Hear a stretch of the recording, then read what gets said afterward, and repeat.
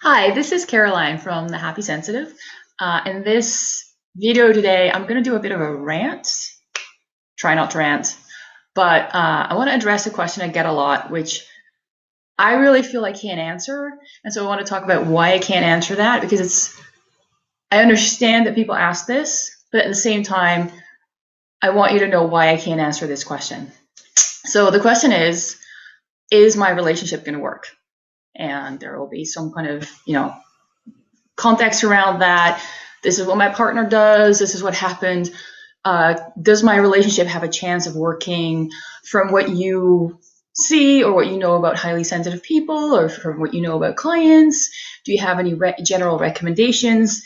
And the first thing is always, there are no general recommendations about a particular individual relationship, right? I've written some things about that apply to relationships that you can read and then be like, oh, does this apply to me? Yes or no? And then you're doing the translation. You're deciding whether it applies in that way. But if you reach out to me with a big description of your relationship and you want me to give some kind of general advice about whether your relationship is going to work, the big thing is that depends on what that means for you. What does it mean for you that a relationship would work? Because my idea of a good relationship might be quite different from your idea of a good relationship. The things that are important to you might not be the things that are important to me. So when somebody emails me with a description of their relationship and they ask me, do you think it's going to work? It will be quite easy for me to say, well, I wouldn't want that. But that's not relevant. What is relevant is, what do you want? What is a deal breaker for you? What do you care about? And what I do see with a lot of these requests is that there is often very little mention of that. There's a description of the other person, what they want, what they need, what they did, why they did what they did. And then there is perhaps some assumption or idea that, I don't know, that there's some kind of general rule that says, well, if you add this all up, this is a relationship that works and this is one that doesn't. But the thing is, the sum of all those parts that you need to add up is your partner, is it working for them? And then you, is it working for you? And that often that yourself part is left out. So it's like, I don't know. Is this what you want? Does this make you happy? So in figuring out if a relationship is going to work, there's just a few things you need to look at, which is, what does the person do? What does the other person do? What has your pattern in the relationship been? And then base your kind of assessment not so much on what you think maybe could change if you both tried really hard, but looking at the evidence that you've gathered so far. What are the things you've been able to talk about and resolve, and what are the things that have been recurring themes over and over and over again that are just not changing? To what extent have you noticed that your partner can change? To what extent have you noticed that you can change?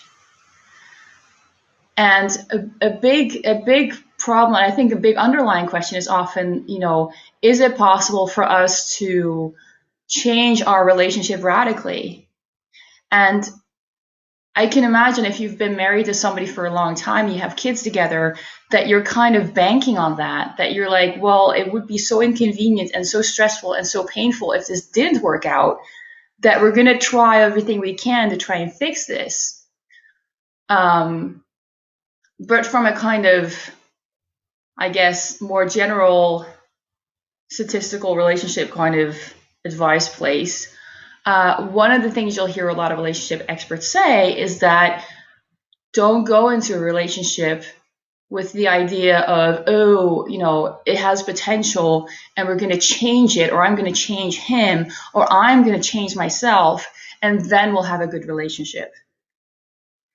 And so that's something that I hear a lot. People asking things about their relationship is that they describe something that it seems like it's really not working for them and it's not working for their partner, but then they want to know, what is the potential? How much could we change if we tried hard enough?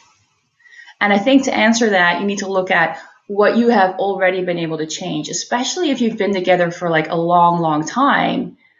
Then you've gone through things together. There have been things that you've been able to work out, and there have also been things that you haven't been able to work out. So if you haven't been able to work something out over a long, long period of time, what are the chances that you're going to be able to change it in the near future? You know, even with therapy, even with advice or counseling, because change is hard, and we have needs that we have. You know, a lot of our relationship requirements are very closely tied in with just the person that we are, or the person that we're comfortable being for the time being. So if you're kind of hoping that both of you or one of you is really going to change, that's going to be a lot of work, and it's a lot of stress and a lot of challenges. And if that hasn't been happening so far, it's very unlikely that it's going to happen. But at the same time, who am I to say? Who am I to say what your relationship is going to be like? So another thing I see in that is that there's in those questions, there's kind of people are kind of coming from a place of what they should be doing, what a good relationship should look like.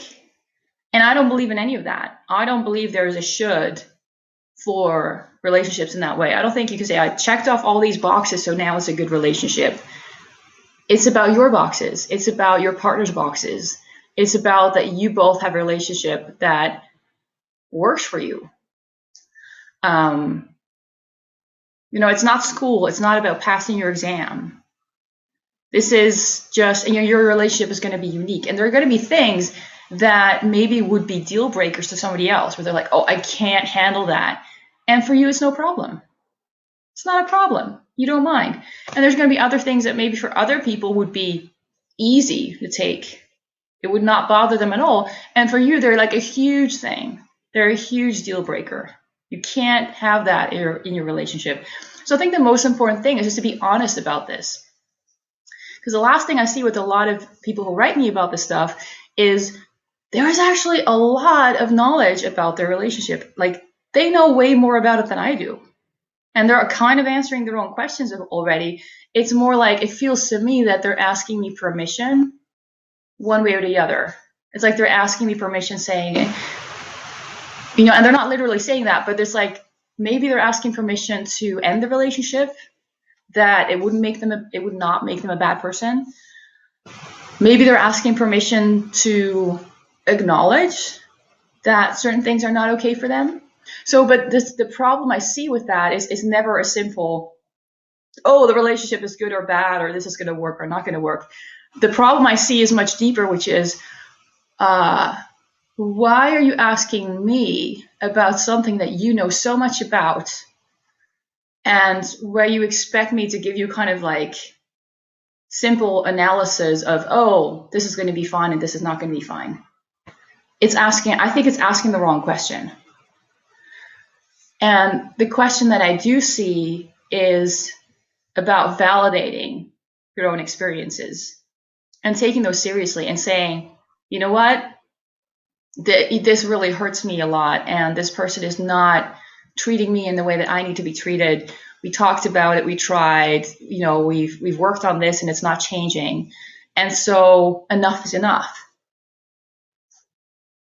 Because it's okay at some point to say, enough is enough. You have limited resources, you have limited time, you have limited everything.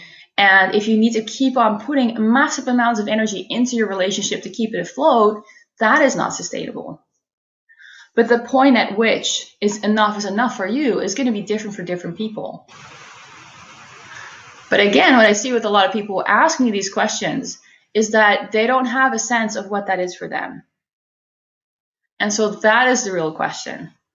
And that is why I can't give a general answer. And that's why I then encourage people to sign up for a chat with me so we can talk about this, so we can really get at what's underneath this. what is the real thing that's going on that's making it so hard for them to figure this out on their own? Because like I said, most of the time they have the puzzle pieces already. It's not lack of insight. But there's something about acknowledging that insight and saying, it's okay for me to have needs. It's okay for me to be upset. It's okay for me to not believe in this relationship anymore. That they're then looking for me to provide, I think, in the form of some kind of general answer. And there is no general answer. All right, so that was my rant about relationship questions, often involving narcissistic partners, semi-narcissistic partners, partners who might be narcissistic, partners who are not so nice, but at least they don't beat you, all kinds of stories like that. But again, anything concerning relationships in this way, it's gonna be unique, and it's not about some general formula to figure out if your relationship is good enough or works. It's about knowing what your formula is. All right, thank you for listening. If you have questions about your relationship and you're a highly sensitive person, you really, really want my advice, even though I'm not claiming to be a relationship expert necessarily at all in certain ways. If you really want to know what I think about it or what I would say, then sign up for a clarity call with me so we can actually talk about it. Don't write me a long email saying, what is your assessment, because I just can't give you that. I can't give you a simple answer.